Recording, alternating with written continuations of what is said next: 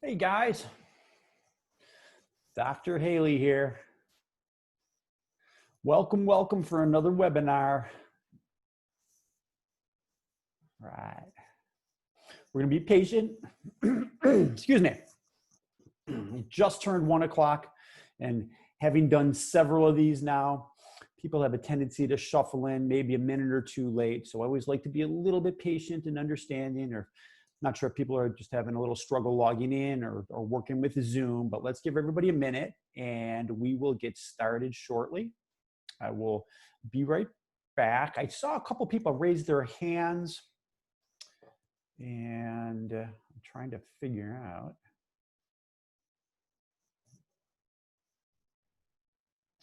One sec.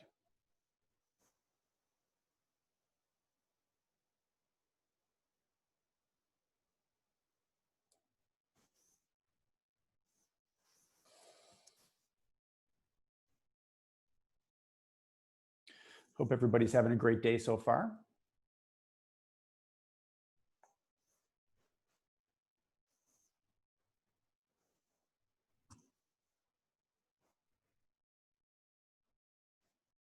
Okay.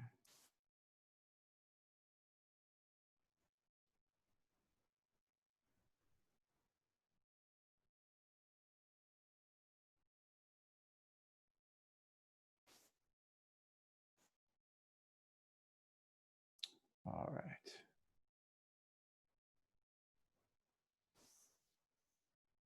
I do want to acknowledge Rupa, Dawn, and Jennifer. I see that you guys have their hands up. I'll address that in a second. There's still a few people coming in, but I'm gonna get started in just a minute. Oh, there were a few hands up. All right. I think what happens with the hands is that people hit them accidentally when they're trying to access other things. So I really think that that's what's going on. All right.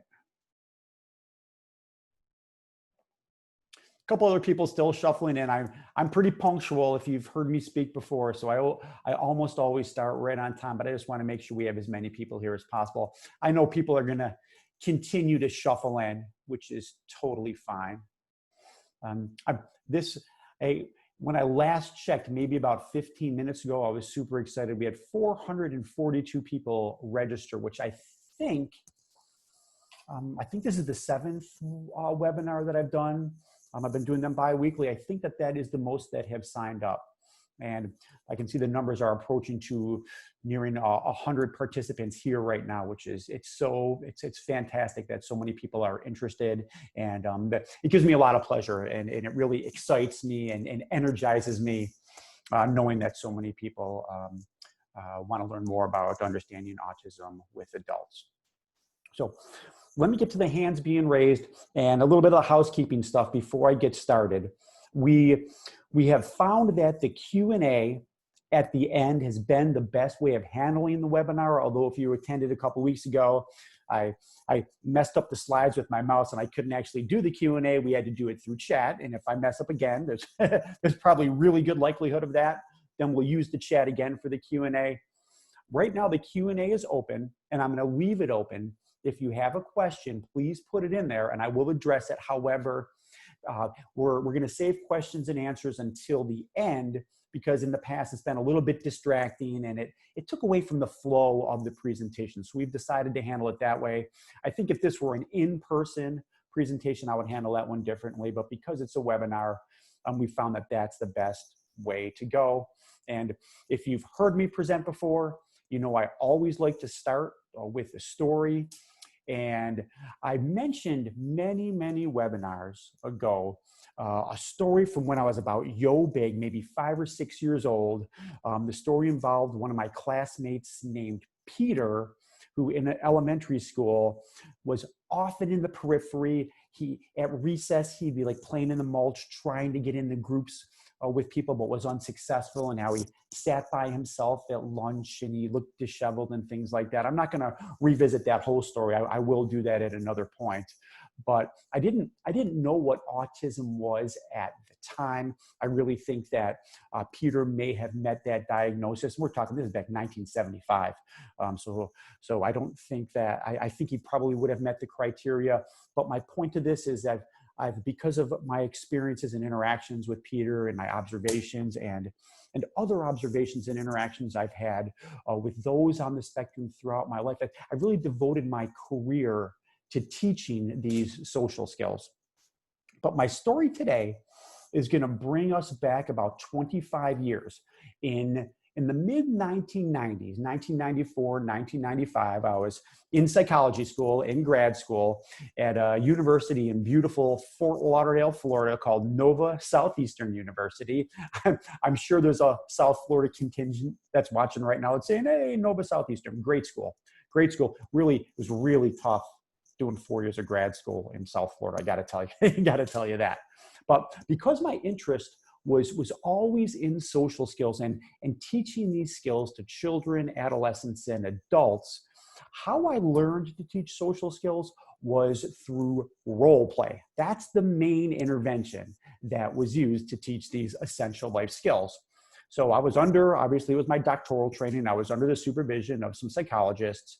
And if I was working with a child, for example, my supervisors would say, okay, Chris, it's really important when you meet with the child, the 7-year-old, for example, you want to get at his level. So you want to be on the ground so you can have eye contact with him at that level. I'm like, yeah, that makes sense. And I remember going in and meeting with 7-year-old, his name was Jimmy. I can't really remember what his name was, but I said, okay, Jimmy, I'm going to be sitting on the floor and I'm going to be teaching you social skills. I want you to pretend that I'm a 7-year-old and you can call me Chris. And he says, you're an adult. And I said, okay, interesting. I go, yeah, but Jimmy, just try to pretend. Just try to pretend that I'm a 7-year-old. He's like, you're an adult. I go, you won't give this a whirl? He's like, whatever. and then I remember looking at my watch and I'm like, I'm 1 minute into this 50-minute session. What do I do for the next 49 minutes? Those supervisors, I made it through. Obviously, I made it through. So I struggled. I struggled with the role play with kids. With adults, it was a little bit better, but my experience was somewhat similar. I would maybe pretend to be a boss if the individual I was working with wanted to practice their assertive skills and go in and ask for a raise. I remember one time practicing job interviewing skills with someone where I was the employer, throwing out all these typical, your 10 typical job interview questions to practice with them. But which is good, but role play was never real life. It was never a substitute for real life interactions. And I quickly learned that the role play, albeit somewhat valuable, especially for adults, it clearly wasn't the best intervention, and that we needed real life interactions with same aged peers. That was going to be the best way to teach these essential life skills. I never quite understood why nearly all the other social skills programs out there rely on role play to teach this stuff. Not with us. I mean, at the Social Skills Center, we rely on these real life, in the moment, naturally flowing interactions. And whether that's individual coaching or group coaching, these real life interactions are really the best way to teach these essential skills. And that's what leads to the greatest success with the clients that we work with. And I'm going somewhere with this. I regularly call our program a one-of-a-kind program because of this. And I'll tell you more about that in a second. For those of you that are just meeting me for the first time, I'm Dr. Christopher Haley. You can see on the first slide, I'm the owner of the Social Skills Center. We have 3 locations here in the Northern Virginia area, but just recently we've expanded our program and are now doing many, many telehealth sessions with clients of all ages, all around the world. We always match by age and by level of functioning. That's so important. And the reason I do this is, in addition to Peter, who I mentioned that I met when I was a little kid, is these social skills are essential life skills. And if you're a wonderful communicator, if you can network and connect with people, if you're a really good listener, which is an essential life skill, if you possess these skills, my belief has always been you're going to be successful in life. Whether you're a high school or a Harvard graduate, whether you graduated college with a 4.0 or a 2.0, if you possess these essential skills, I believe you're going to be successful in life. So today is the follow-up. This is a two-part webinar. 2 weeks ago, I did a webinar with the same title, Understanding Autism in Adults. But in that original webinar, part one, we focused more on the signs and symptoms. And I had promised that I'd have an immediate follow-up for tips, techniques to assist those. And really with me, this is, as always, there's more of a social skills flair to it. And it's really, how do we promote these essential skills in those adults that are on the spectrum? While role-playing might be an option, I want you, as we go through these different tips and strategies and techniques, really focus on real-life opportunities to practice the skills. That's what it's all about. And that's where you're going to find the greatest learning and to teach the essential skills. All right, so let's head right to it. I'm going to work hard not to mess up the slides. First slide. Now, these are in the same order that we discussed last time. And last time we started with poor eye contact. Some adults, not all, definitely not all, but some adults on the spectrum really struggle with eye contact. And as we spoke about in the last webinar, we don't want to force eye contact. Eye contact is very important in our culture, but we don't want to force it. What happens when we force it? Adults have shared with me, it feels uncomfortable. It feels stressful. And one time an adult had said, and I shared this 2 weeks ago, it burns. How powerful is it? It burns my eyes when I look into someone's eyes. And that can lead to severe anxiety. I mentioned a job interview before with role playing back in my doctoral training. A job interview is stressful enough. Can you imagine telling someone on the spectrum, an adult on the spectrum, who's already anxious about this job interview, and make sure you look in his eyes when he interviews you? That would take my anxiety that was here and put it through the roof. Unfortunately, the reality is in our society, eye contact will be viewed, a lack of eye contact will be viewed negatively in a job interview. A lack of eye contact will be viewed negatively in the workplace, in a business meeting. It would be viewed negatively in a social situation if you're not able to maintain eye contact. Because in our culture, eye contact really, it's consistent with higher self-esteem, self-confidence. People might not trust you as much if you're not able to maintain eye contact. So here's the tip and here's the technique. And this is what I'm going to do for each of these signs and symptoms, is I'm going to offer a tip or technique to help. I should also preface all of this with, this is just one tip and technique. For each and every one of these signs and symptoms, there's probably 50 different things, but because we're limited, obviously, with 45 minutes with our webinar, I'm just going to offer a few helpful tidbits to assist. And again, with the understanding that there's much more than this. This is a very simplistic version of it. So my tip or technique for eye contact, if you're on the spectrum and you struggle with it, or if you're working with someone, an adult on the spectrum, is first and foremost, try to maintain space between the person you're communicating with. And with COVID, and everyone's maintaining a 6-foot social distance, this tip and technique is going to help. If it's the traditional arm's length away, it's a little bit harder to make this one work, but with a 6-foot distance, this one's fantastic.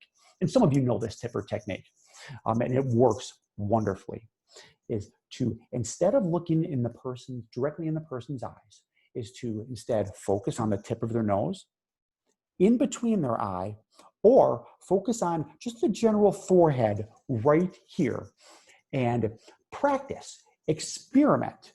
Try sometimes when you're talking with someone, the tip of the nose, sometimes in between the eye, and sometimes right here. I've done all these techniques. I've practiced them myself again and again. Me personally, I find that looking at the tip of someone's nose makes me feel a little bit cross-eyed. So I just like focusing right here when I'm teaching this skill to others. And I've done this with adults many times. And as I'm sharing the skill, I'm actually doing it. So I'm staring right here and I'll say, does it look like I'm looking you in the eyes? And they say, absolutely. That's why it's a great tip or technique. Go out and practice these 3 things, find out what works for you, and then use that as your go-to. That's your go-to each and every time you're communicating with someone. The other tip or technique I have with that is, in addition to looking at whatever area on the face that might be, is in our culture, we maintain eye contact for about 5 seconds, we glance away, and then we come back. So in addition to staring at whatever location you're going to be looking at, after about 5 seconds, approximately, glance away, and then come right back to that area. The glancing away can be a head turn. It could be maintaining your face straight and just maybe looking up at the light for a second and then coming back. Whatever you do, whatever you feel comfortable with. And when you gaze away, you can mix up. I might turn this way and then come back. I might look that way and then come back. Practice it with others. Practice it with others. That's how you're really going to become proficient with it. A huge benefit, or I just throw about our groups, a huge benefit about our online group program for adults with same age peers is that the members are reporting, because all our groups now are done online because of COVID, they're saying that it's less threatening, less uncomfortable, that there's less burn. They haven't said that, but they said it's less uncomfortable and less threatening to practice this on the computer. And then we found that skill then goes and they can generalize it to real world experiences, which is so nice. The tipper technique, focus tip of the nose between the eyes, forehead. Be looking at that whatever location is comfortable for you for about 5 seconds. Look away for a second, and then come right back to that person you're communicating with. 2 weeks ago, we next move on to, and we're going to move on to the same thing today, social cues, body language, facial expressions, another area that some adults on the spectrum struggle with. And when we talk about social cues, we really want to talk both ways. And what I mean by that are the social cues that you're observing in the person you're talking with, as well as, just as important, the social skills that the person is perceiving you're doing and you're making. We have to look at both of those, the other person and you. But I'm going to start here with a tipper technique, what I don't like. Again, back in my doctoral training, someone had given me, and I mentioned this in one of the webinars, someone had given me, a supervisor, a deck of cards. But they weren't playing cards. They were cards that had a picture of a real person who was making a very dramatic facial expression. And then under it, it would say happy, sad, mad, frustrated. You get the point. And they said, all right, take these flashcards or cards, cover up the bottom that says happy, sad, mad, show them to the adult you're working with and say, tell me what this person is feeling. All right. I'm like, hey, that's cool, fine, maybe that'll work. But it doesn't, because when someone's happy, they're not happy like this, and they stay like this. The smile may be a quick smile. If someone is angry, they don't typically sit like this for minutes and minutes on end. Typically, these facial expressions, these nonverbals, are really quick, and oftentimes they're very subtle. So just like I found the role playing to not be as effective, these cards, I didn't find them effective to teach these essential skills. Here's my tips and techniques, brief tips and techniques for social cues, body language. If you're ever confused about the body language or the social cues that someone you're talking with is putting off, here's the tip. I would come right out. I'd come right out and ask them directly to clarify. That takes some assertiveness, which may take a little bit of practice. But here's an example. So what you're saying is that, and then fill in the blank based on what you feel that person is saying. Or here's another one. If you're talking with someone and you think they might be frustrated, it sounds like you're frustrated at my team for how we handled that situation. Is that true? Let's be more direct. Let's come right out and ask. and get clarification from the person who we're communicating with. Additionally, and this is just as valuable and just as important, is we always want to look for groups of signals and not just rely on one social cue, which you may have perceived correctly or incorrectly. Usually there's not just one sign as to how the person is feeling that we're talking with. And this is an example. It doesn't happen to me every day, but multiple times a week. My wife and I, we have 4 teens here in the Haley household. So when I give one of my teens a no, or whatever it is they're wanting, go hang out with friends, blah, blah, blah. When I give one of them a no, this is what happens. I'll get the eye roll, which might be quick and subtle. I'll get the sigh. Oh. I'll get the heavy feet up the stairs. And I'll get the bedroom door shut and probably a little bit louder than it should be. 4 signals, 4 signs, the eye roll, the sigh, the feet up the stairs, that 4 signs that, hey, that kid was frustrated with me. All right, that's what you want to look for. Look for multiple signals and multiple signs before you perceive this is how that person is feeling. Now, for yourself, it's really important when you communicate with others to maintain what's called an open body position, which is this, with your arms like this. This is a closed body position. Closed body positions are not warm and they're not welcoming. This is more of a resistant, puts up a wall, a front sort of interaction with somebody. So maintain an open body position. Also with several adults I've seen over the last 20 years that are on the spectrum, some of them, they have more of a permanent angry looking face. Not that they're feeling angry, but their eyebrows might be turned in and they might not quite realize it, that the vibe that they're putting off is an angry vibe. Another example is some adults on the spectrum, if I were to ask them a question, they may engage in some more, I'll use the word unusual, facial expressions, a lot of times with the lips. So if I ask a question and they're thinking about the answer, it might be something like this. Let me think about that. And those are things that if you're communicating with someone, that they may perceive these behaviors as being unusual, or, oh, he must be angry with me. And again, the adults I work with, they don't know that this is what's going on or this is how people are perceiving them. So here's the recommendation. Take pictures and videotape, and then politely show those pictures or the videotape to the individual, or check it out yourself so you know how others are perceiving you. And that way you can gain insight into what others are seeing and then hopefully modify that. And then one other thing that I always say, again, because all my webinars have a social skills flair to them, is in your interactions with whomever, try to work in a smile.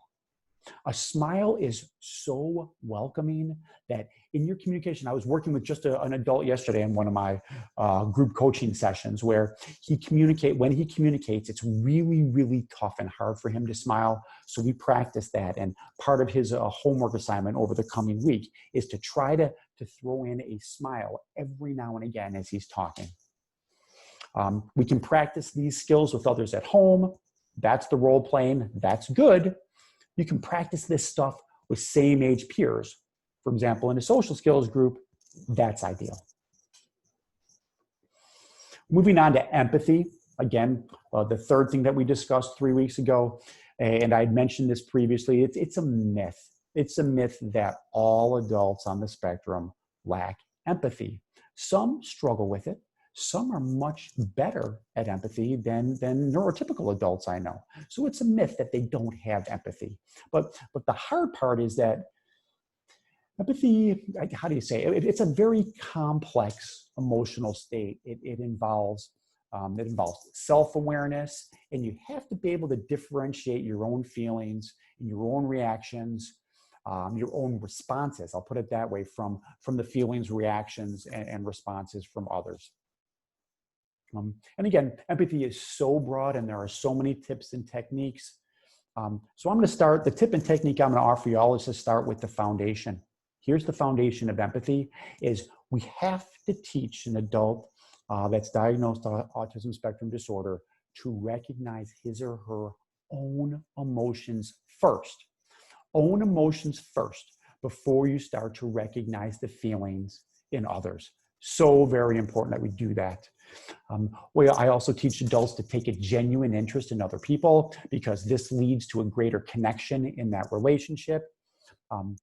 This goes along with empathy. I teach adults not to judge, and to have a filter to catch thoughts when you're judging someone so they don't come out, because the person you're talking to, 9 times out of 10 is going to have different morals, values, beliefs than you. And we want to try to appreciate the morals, values, and opinions of other people rather than question them. We always want to ask open-ended questions. That's a way to keep a conversation flowing. All these things, they lead to a greater connection. So, social skills are all about connecting with people around you. And if you can connect, that leads, getting back to empathy, that leads to being emotionally in tune with that person. One sec. Excuse me.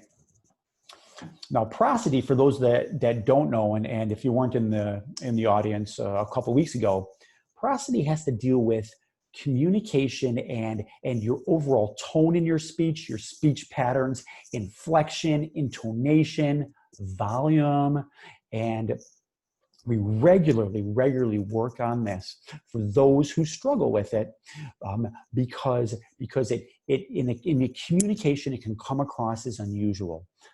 Many adults on the spectrum often talk in a monotone voice with very little inflection, with same sort of tone, same sort of robotic-like way of speaking.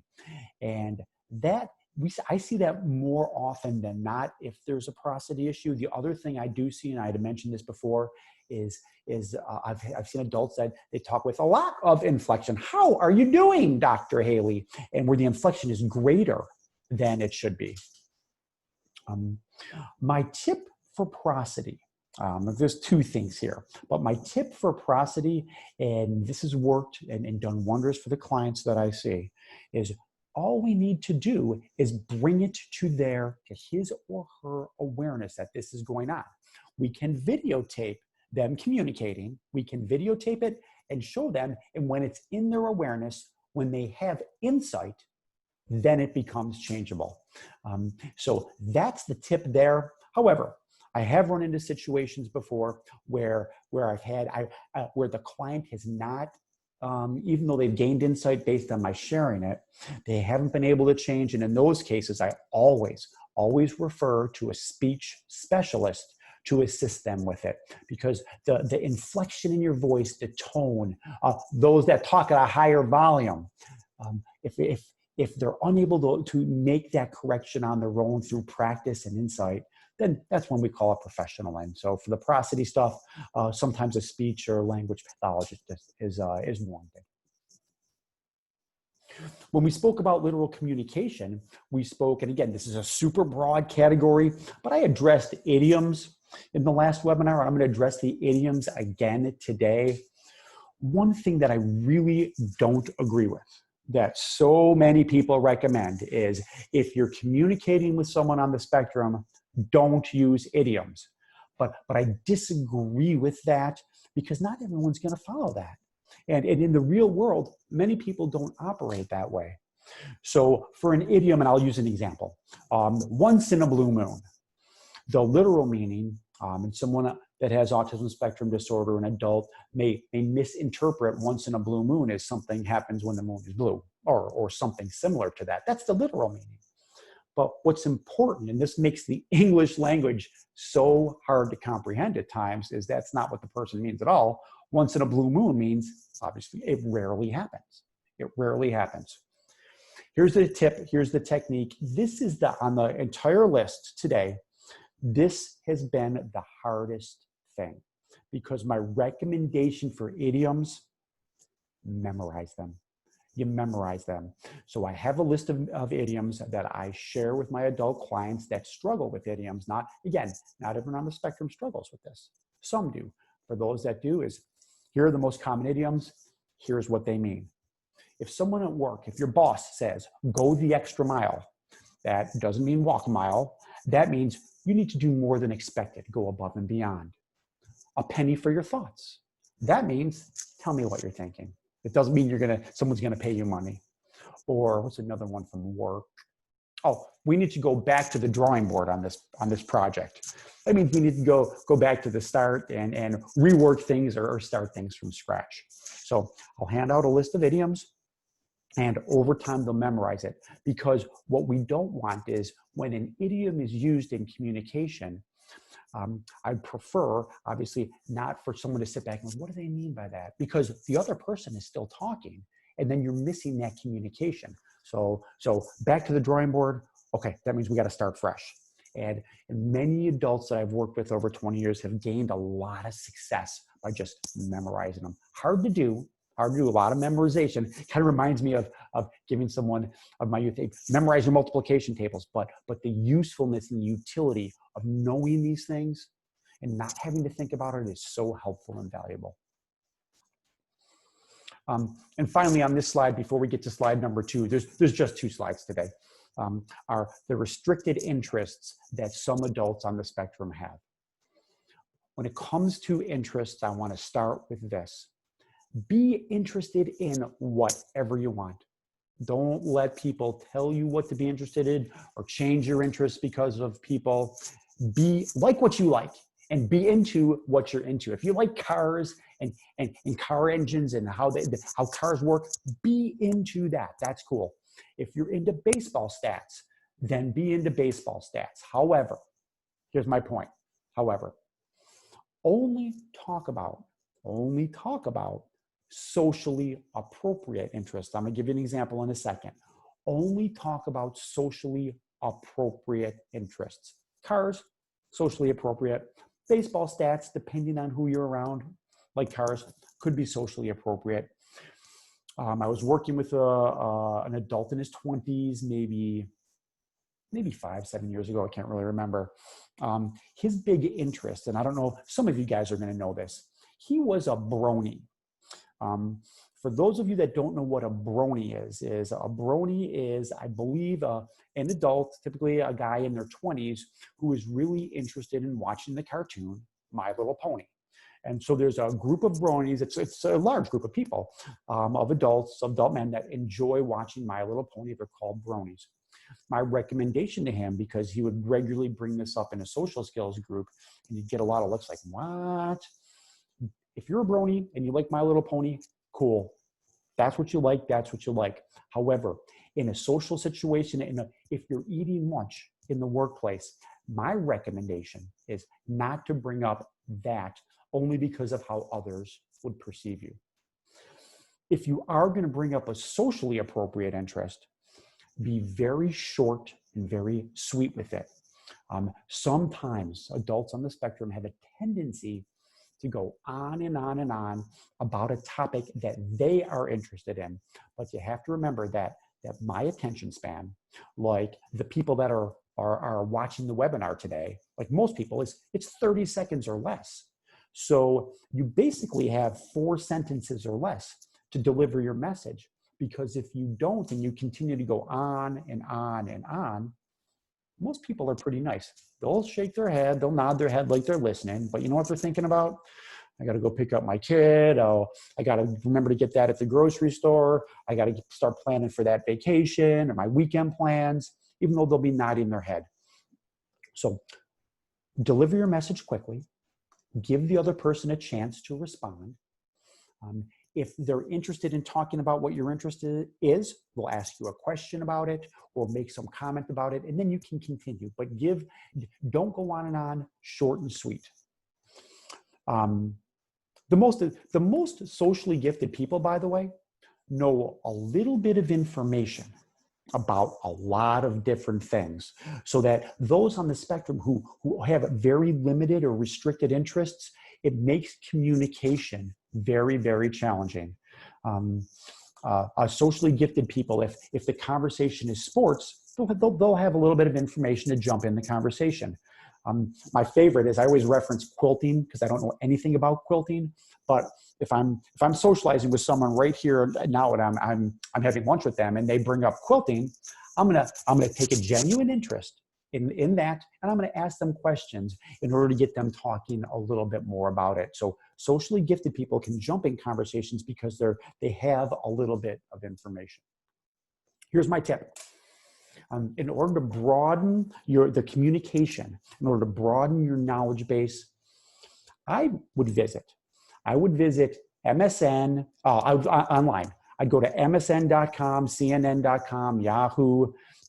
I'd go to one of your local news stations. I'm here in the suburbs of Washington, D.C., and like Fox5News.com. And I would go over that webpage, and I would review I'd review what's going on with coronavirus. I'd review politics. I'd review entertainment. I'd review weather, sports, money, stock market stuff, and arm yourself with this information. And just to show you how this works, I did this about 15 minutes before our webinar started. I did this. So I just mentioned all these different topics. Coronavirus. We could unfortunately talk about Herman Cain, who just passed away, I believe, this morning or last night. He was a presidential candidate in 2012, passed away from coronavirus. We could talk about politics. And I read about the President Trump's son, who was struggling with some Twitter account because they wouldn't let him post things. Entertainment, we could talk about Kim and Kanye and divorce rumors.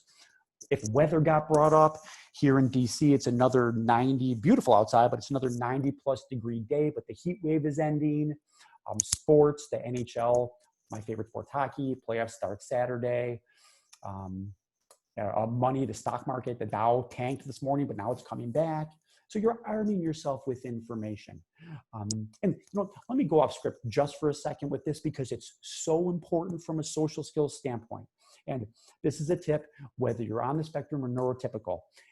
Most people, before they go out to any event where they're going to be socializing, whether it be a small little thing or a large gathering, most people will spend a ton of time figuring out their outfit. Does this look good? Does that look good? My wife does this. How about this, honey? How about that, honey? How's my hair?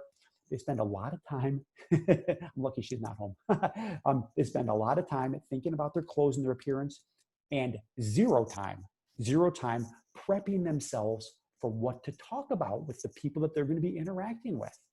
So I would go, before you went out to any sort of social event, go to one of those websites that I spoke of, go through all those different categories, and I would arm yourself with three go-tos.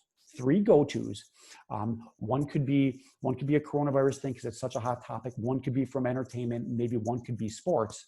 So that if there's a lull, or if there's one of those uncomfortable silences in your communication with somebody, boom, you're armed to say, oh, how about Trump and the tweets or whatever.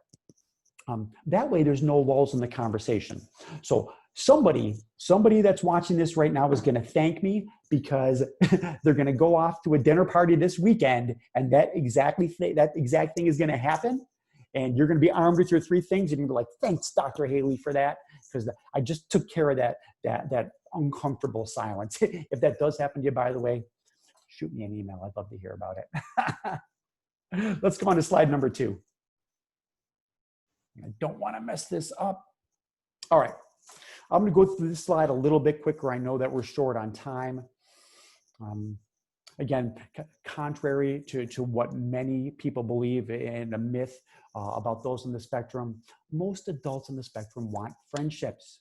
Maybe they're not looking for 50 great friendships, but a few people to hang out with, to have relationships with, to do things on the weekend with.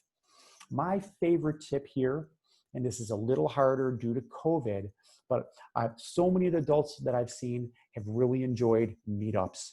If you're not familiar with meetups, please visit it, meetup.com, M-E-E-T, meetup.com. I have an adult in one of my social skills groups now that he loves cribbage. So he goes to a cribbage club, a cribbage meetup. every other week. Again, they're not doing it now with COVID, but when COVID finally, hopefully, is done soon, these meetups are going to be popular again. I had another adult that joined a group of socially anxious adults. So they would go to the movies together. They would go to dinner together. If you feel uncomfortable doing this, it's always helpful to have a person go with you the first time, just so until you're acquainted with people. But then you can form relationships with others. The friendships that really, that's what our groups are all about. I call them social skills groups, but they're connections groups, where a place where you can come gain acceptance, where you can be part of something. Ultimately, that's what it's all about. Overreactions. I know that we spoke at length about the overreactions, also called catastrophizing. We spoke about this 2 weeks ago. I'm going to start this one with what I don't like again, kind of like the playing cards with the faces. What I don't like for adults who overreact that are on the spectrum is, just count to 10. Take some deep breaths. These are the techniques that a lot of people will offer. I've just found them less effective. I found them less effective. To me, the best thing for this is we need a mindset change. In that, we have to accept, and this takes time, with those for those on the spectrum and adults that are neurotypical that struggle with overreactions, or we plant these seeds that are going to grow over time. We have to accept that things happen, that errors will be made. The great example that I used, I'm going to bring it up again, 2 weeks ago, was with an adult who was in my group who opened up one day. He opened up the cereal box from the bottom, and he had such an adverse reaction, this is an adult, nearing meltdown, because of the fact that box had been opened up the wrong way.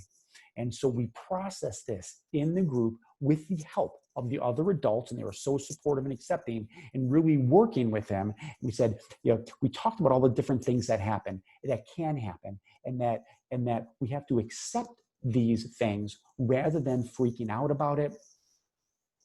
A great example I use on overreacting is driving here in Washington, D.C. I'm going to be leaving after the webinar today to go pick up a couple of my kids, and I'll guarantee you, because it's DC, I'm either going to get caught in traffic, or I'm going to get lost, or I'm going to get cut off. But my mindset is, hey, these things are going to happen. So when I do get cut off, it's like, okay, not a big deal. So it's interesting how we helped the adult who opened up the cereal box the wrong way was we gave him a choice. So he had taken the contents of the box, which were still unopened, and I can't remember if it was Lucky Charms or whatever, but stick with me. He took the contents, the sealed contents, put them aside, threw the box out. He didn't want to have anything to do with that box that was opened up the wrong way. Went back to the store, picked up the exact same product, the exact same Lucky Charms, brought it back, opened it up from the top this time, had his Lucky Charms, and then after he was done with that, took the old one from the box that was opened up the wrong way, put it in there, put it in the box opened up the right way, and ate them. And then that was it. No more problems. Another thing that we also recommended in the group was, hey, listen, it's not that big of a deal. Go buy Lucky Charms again and open it up the wrong way again and just live with it. He chose to do it the first way, but that's a whole nother way of handling this. The schedule changes, the next thing on the slide, is handled the very same way.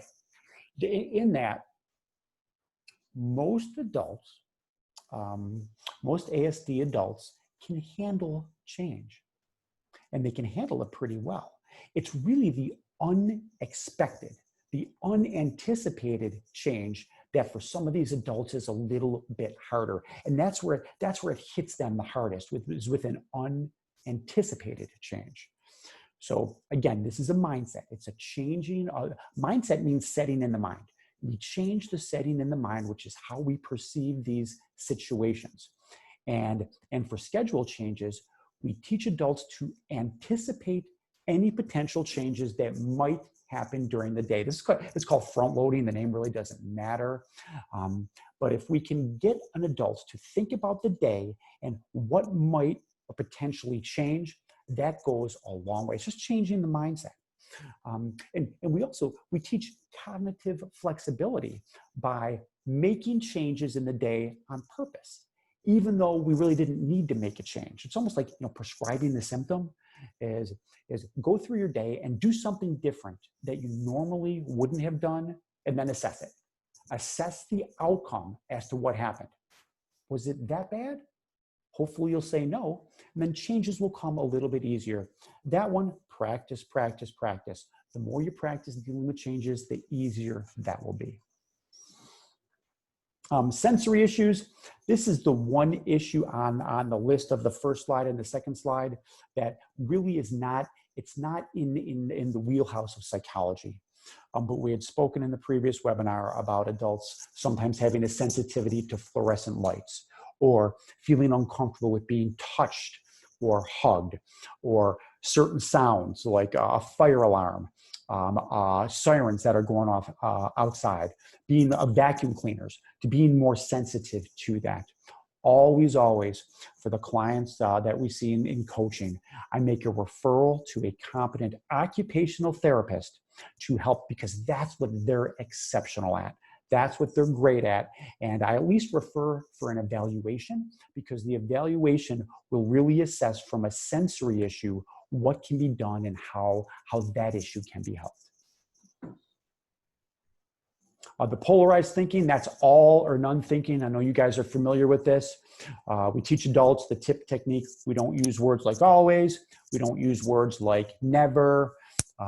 If an adult is waiting for the bus to go to work and it's looking like the bus is behind, the thought in the head is, this bus is always late.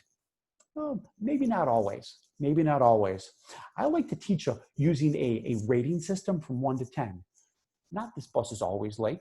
This bus is late 9 out of every, well, this bus, hey, hopefully it's not late 9 out of every 10 times. Better be picking a different bus.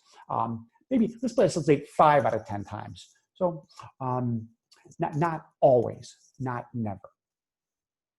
The other thing, and write this one down, the other thing I like for helping with polarized thinking are two sentences. Is it possible that ...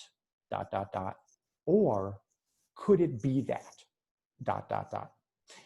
This offers a totally different perspective on whatever that all or none thinking is, and it's used to counter polarized thinking. Here's an example. A boss is hard on you for making a mistake at work, and your immediate thought is, he's the worst boss ever. That no good so-and-so. Instead, this is what I teach. Is it possible that the boss was having a bad day?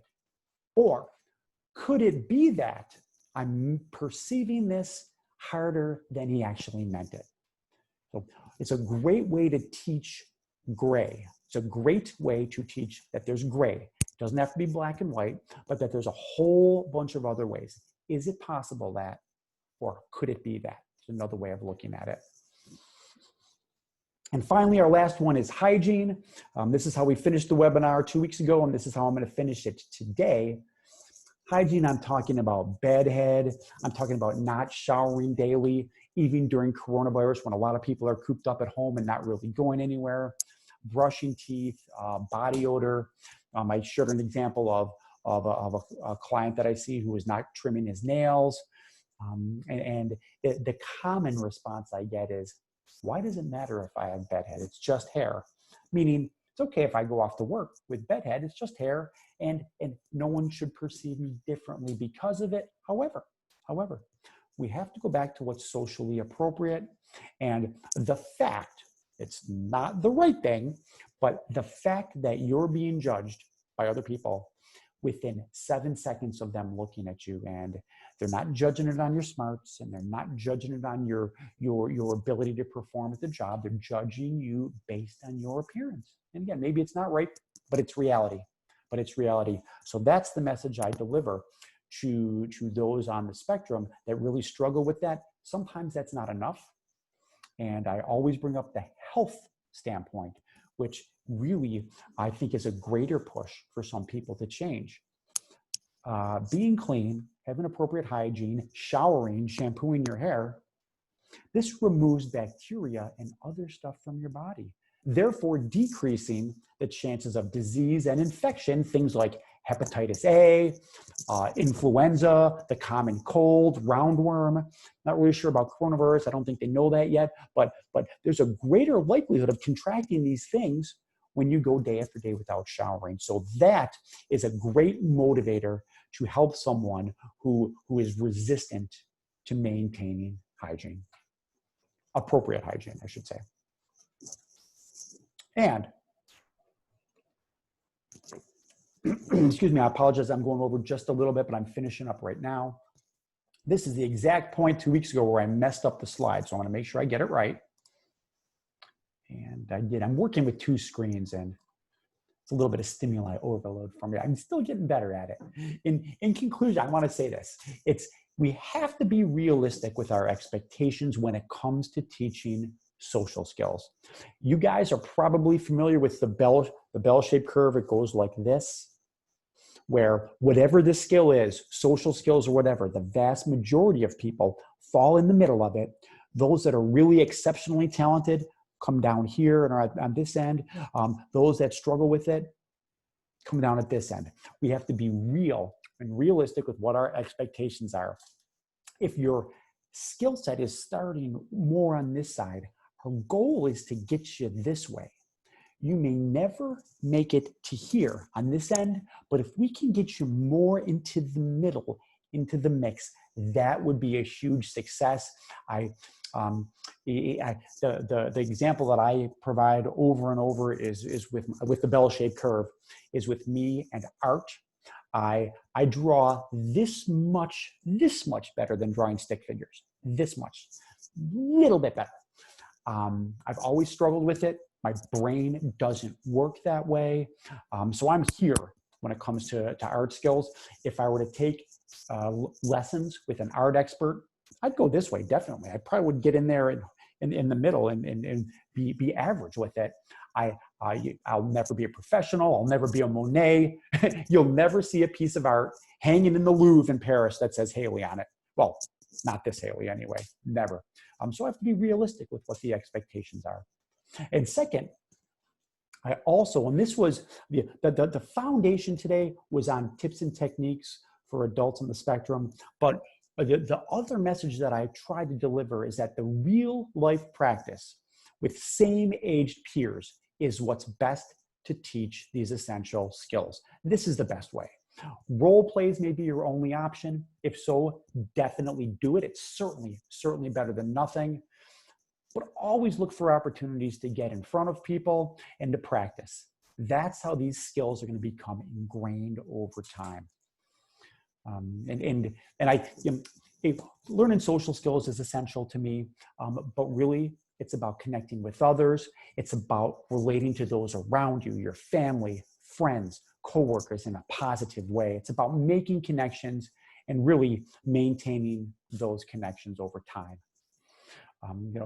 Ultimately, that's the philosophy that I've had for the 20 plus years that I've been practicing, and certainly the philosophy of my business at the Social Skills Center. Our focus is on teaching social skills, but we always look deeper than that. If you participate in one of our groups, we want you to get a sense of acceptance. I want you to feel that you're wanted, a sense of belonging. I want you to feel valued and appreciated, that you are a valued member of that group. And that's really where healing and self-esteem and confidence come into play right there. So that, like many of the adults that I've coached over the years, you don't feel like you're on this island, living all by yourself. At the Social Skills Center, we are welcoming new referrals for our individual and our group program. Between my associate, Scott Miller, and myself, we have over 20 groups going on right now each week for clients of all ages. And we'd love for you to join us, or if you know of someone that would benefit from our services, we certainly would appreciate the referral. I thank you guys so much for joining us today. To learn more about us, and I'm going to take questions in a second. To learn more about us, our website is socialskillscenter.com. socialskillscenter.com. We have a Facebook business page, which is called the Social Skills Center, and we have a Facebook group, and you can see it on that last slide, called Social Skills Circle. Please join Social Skills Circle. We are, I think, 250 strong now. We're continuing to grow, and it's a great resource for hopefully a great resource for you and the social skills community. All right, Q&A is open. If you're interested in asking, I'm going to try not to mess this up. Let's go to, okay, chat. There's a lot of people going to chat. If someone wants to, okay, I'm going to try to turn on, let's see if I can make this happen. I've practiced this. Okay, Rupa, if you have a question, you feel free to jump in right now. I'm going to hit allow to talk. Let's see what happens. Rupa, are you there? Rupa? Okay.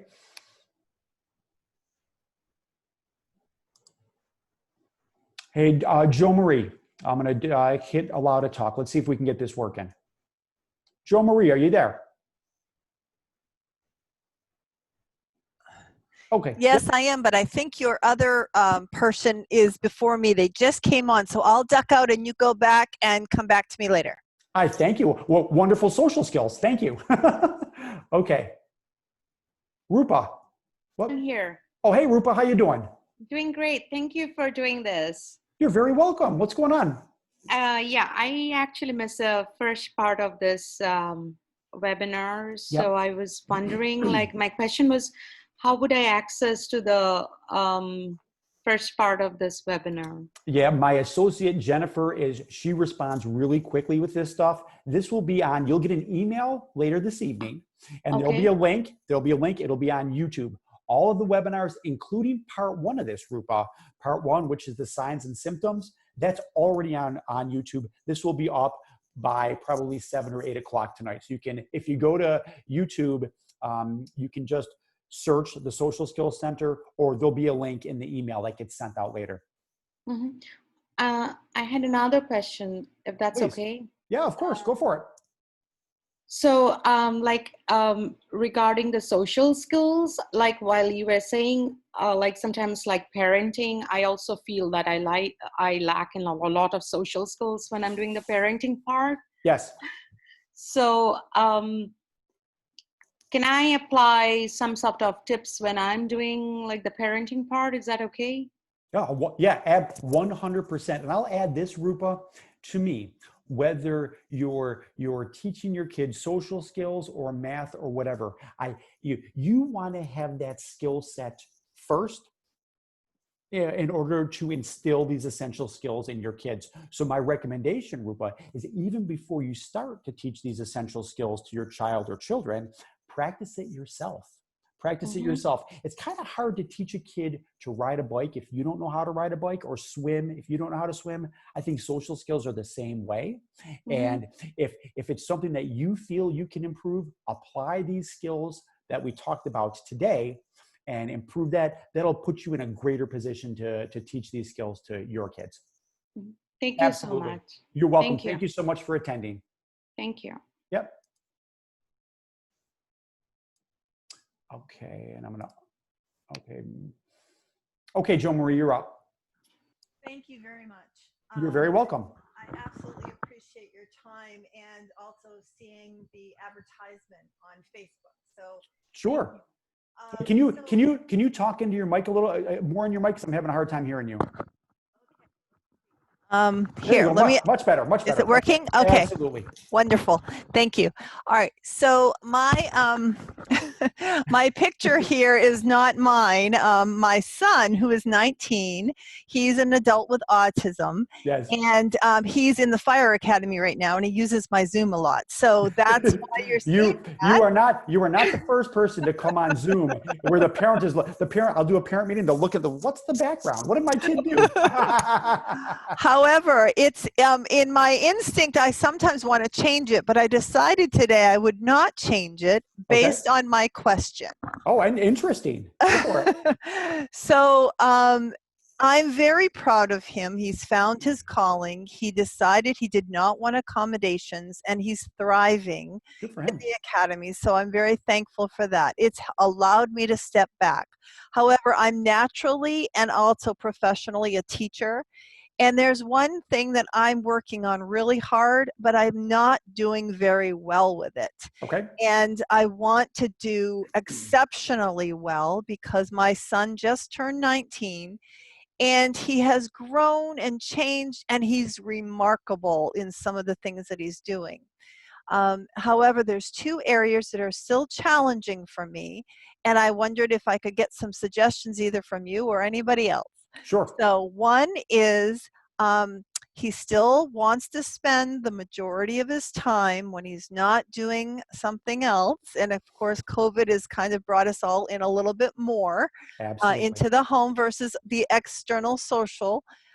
He wants to play a lot of those games and all of that. So as a teacher and a parent and someone who helps him aspire to other things, COVID has really regressed that aspect of his life. He was doing so much better with his phone and the games. Yes. Now he's still having some challenges, and it's a conversation that I've had with him. I know that he wouldn't mind me saying it because he disagrees with me for a variety of reasons, and I actually am starting to agree with him. Okay. Now, the other part of the question, though, is I'm having a hard time switching gears from the teaching and the modeling and the constant, prompting and all, to just allowing him to figure it out, because his follow through is hard and he runs out of time for things. And I still feel the need to assist him because I want him to have all of these things. And there's always a limited time, sometimes it's like with the Fire Academy, you get 2 tries on each thing, and if you don't do it, then you don't pass. So far, he's Yes. passed, Good but for he him. does have a couple things that he's still working on, hoping to pass later. Yes. So I don't know what to do because my desire is to have my son be my son, but also to allow him to be the young man that he's grown into being, who runs into fires and runs into help to empathize. He's learned those skills. Yep. And keep people safe. And he's keeping people safe, which is so nice. Yeah. But I do not know how to change my role. And as a teacher, I think of reflection and all these things, but I'm just not doing very well with it, except the only glimmer of hope I've had is since he's been in the academy. And he said, Mom, I don't want to do this because of that. I would rather do this. I would rather do that. And when he shares it with me, as an adult would have shared to another adult, I listen and I'm like, you know what? I agree with you. Yep. Don't worry about accommodations right now. You want to be someone that's in this situation, recognized for your skills, then you go ahead and show them your skills. So I'm doing well in that respect, but I'm also not doing very well because I don't know what my role is anymore. And I think it's more of a problem for some, many parents, because we want the best. Your job as a parent is to do the best you can to raise a happy, healthy child. And you do that by giving your child skills so that at some point, maybe not at 19, but at some point down the road, he can go off and move out and be a responsible, independent adult. Most parents have that sort of mindset, which I think is great. Let me get back to the first part of the question is the gaming piece. What else is he supposed to do? That's my, are there other, he's 19 years old. He can't really go anywhere. The 19-year-olds that are going out are the ones where they're the ones kind of spreading this stuff and making things worse. So he's kind of stuck. I have 2 teen boys here. They're kind of stuck with what they can do, and they game but they'll come and they'll say, what else is there for me to do? If it were me, I would be flexible with it. And he's going to tell you the thing about, hey, this is my social contacts because I'm on there with people that I know, gaming and doing this and that. And I wouldn't have said this years ago, but there's a piece of truth to that. And I just don't know what else he's going to do. The meetups, the meetup.com that I spoke of, Some of those now in Northern Virginia are just starting to come back, but I just don't know what else he would be doing, you know? Well, I agree with you. The only thing is I come from the school of thought, and this is where I need to have a paradigm shift. My school of thought was when he was growing up to limit his TV, his Yes. Oh, gaming, yes. all of these things because of those formative years, because Yep. of all of the things. And then, of course, he didn't have a full-fledged like iPhone and all of that. He had a phone, but he didn't have the iPhone and everything until he was a junior. Then his senior year, it kind of went away a little bit for himself. And then he, you know, of course, once he turned 18 and graduated and did everything, and by the way, he had 13 years of perfect attendance. Nice. And Oh, yeah. that gives him a lot of confidence because he knows, hey, I did that. I did that myself. Yeah. But my thought is that I am really, you know, kind of stuck back in those moments of too much TV, too much this, too much that. Yeah. And I Yeah. really want to shift. I want to Yep. shift. I want to see him as the young man that he is. And he's thriving. And Mhm. I have to let go. And I don't know how to do that so that he can continue to grow and learn. Yeah. You going back to the parenting piece, we don't want to do too much to enable. I think you're pretty aware of that. You don't want to enable these behaviors. You want to teach skills. And from a parenting perspective, you know, and I always teach the parents that I work with, you do the best you can with the knowledge, skills, abilities you have in the moment. Have you thought about maybe just focusing on one particular skill with him and working with him on that and kind of backing off of the other stuff? I had not thought of it that way because of all the compartmentalizing, Yeah. um, My because of, you know, Yeah, one of the rules I have for parents is it's called my 90-10 rule, where 90% of whatever comes out of your mouth towards your child has to focus on what they're doing right, to catch them being good, to really focus on the positive. And sometimes, and I'm not saying, Joe Marie, that it's in this direction with you and your 19-year-old, but sometimes 19-year-olds where the moms are always trying to teach, they kind of go in this little shell and they kind of hide out in the room and not want to have to deal. And I think that if you took a step back, and I think if you focused on one particular skill and let the other stuff go right now, you might get a favorable response from him. And it's not a secret. You say, hey, you get him on board with the plan. You say, these are some skills that I'd like you to gain. Let's pick one. I'll work with you on that. We're just going to kind of let the other stuff go. well, I think that would be a real good shift for me. And I think verbalizing it to him Yeah. would be very You helpful. want to get him on board with the plan. If he's not on board with the plan, I call it going through the back door, you're going to have less success. And you tell him why. These are the skills that are necessary, whether it's a social skill or a finance skill or a cooking or a cleaning skill or just a removing oneself from gaming from time to time. This is what we're going to work on. And this is why it's important in life. That's what I do. I really appreciate that, and You got it. I do believe that, you know, we do need to make this shift. It's Yeah, extremely important absolutely. to their development. I agree with you. I thank you so much, Joe Marie. Thank you. Good luck. Thank you. Okay. Constance, I'm going to put you on, and then Maria, I know you're in line, and I'll come get to you in a second. Constance, are you available? If you hit your unmute. Hi, Constance. Whoop, we have Rupa back on. Let's see. I'm not sure.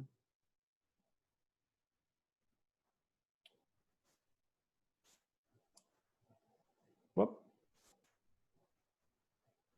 Constance, are you available to talk? Or your hand might be up. Somebody else had their hand up too. I know we're way over time, guys. I do have time for even one more question if anybody else has anything.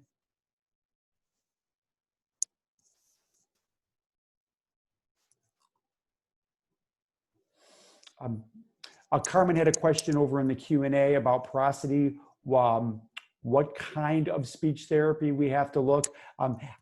Anyone that has SLP after their name, that speech, I think SLP is the degree. But if you contact a local speech therapist, they'd be able to guide you in that one. Carmen also asked, will it be possible to post the name of the websites for friendships. It's called Meetup, M-E-E-T-U-P, meetup.com. Anyone else with any last minute questions or anything else I can help you with? All right. I'm going to be back in 2 weeks, 2 Thursdays from now at 1 o'clock. I haven't decided on my topic yet, but I think I may revisit one of my favorite presentations, the 8 essential social skills all successful people possess. I think it's my absolute favorite one. I think I'm going to do at least a half of that. Maybe I'll do that in 2 parts like I've done this one. And then we'll take it from there. As always, I appreciate your attendance, and I thank you all for being here, and I hope you have a great rest of the day. Thanks, everybody.